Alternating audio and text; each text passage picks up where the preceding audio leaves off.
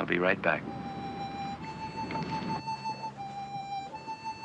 The year is 1847. The place is the territory of New Mexico. The people are a tiny handful of men and women with a dream. 11 months ago, they started out from Ohio and headed west. Someone told them about a place called California, about a warm sun and a blue sky, about rich land and fresh air. And at this moment, almost a year later, they've seen nothing but cold, heat, exhaustion, hunger, and sickness. This man's name is Christian Horn. He has a dying 8-year-old son and a heartsick wife. And he's the only one remaining who has even a fragment of the dream left. Mr. Chris Horn, who's going over the top of a rim to look for water and sustenance. And in a moment, we'll move into the Twilight Zone.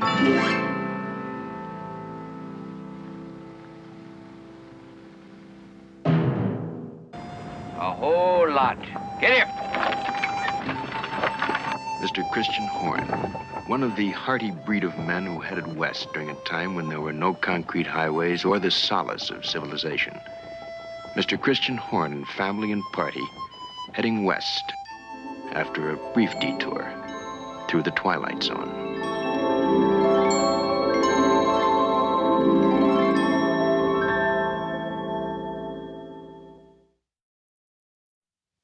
Rod Serling, creator of The Twilight Zone, will tell you about next week's story after this word from our alternate sponsor. And now, Mr. Serling. We've told some oddball stories on the Twilight Zone, but none of them any more weird than next week's tale. 4 men plan a heist having to do with the theft of $1 million worth of gold bullion. At which point, according to plan, they take a brief vacation from reality and they spend it in a cave in the Twilight Zone. You may not understand it, but I have a feeling that once you turn it on, you won't be turning it off. Next week on the Twilight Zone, the Rip Van Winkle caper. Here's an item we forgot. You see this? It holds a promise for anyone who smokes. It's Oasis. And as its name implies, it promises you the most refreshing, the softest taste of all. Try Oasis. I think you'll like it.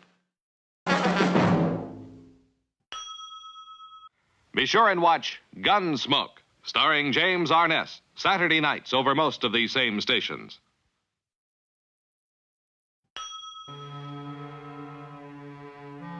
Just like Rip Van Winkle. Introducing 4 experts in the questionable art of crime. Mr. Farwell, expert on noxious gases. Former professor with a doctorate in both chemistry and physics.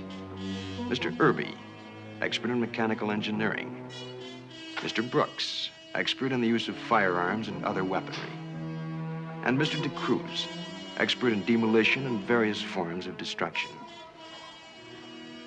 The time is now, and the place is a mountain cave in Death Valley, USA.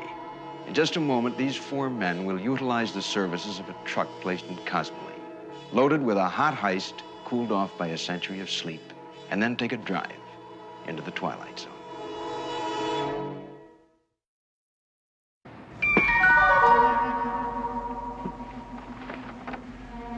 When we get back into town, we'll have the police come out and pick him up.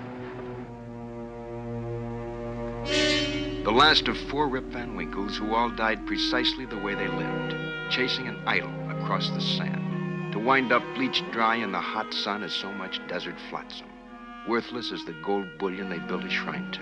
Tonight's lesson in the Twilight Zone.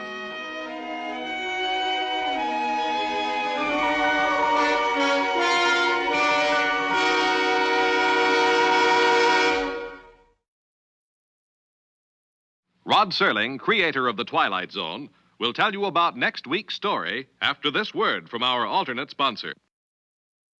And now, Mr. Serling. There are all kinds of wagers and all kinds of odds, from the spin of a roulette wheel to a $2 across the board at a racetrack. But next week on the Twilight Zone, with the aid of Mr. Francho Tone, we tell the story of possibly the strangest bet ever to occur in the annals of chance. Our program is called The Silence. I hope we'll see you then.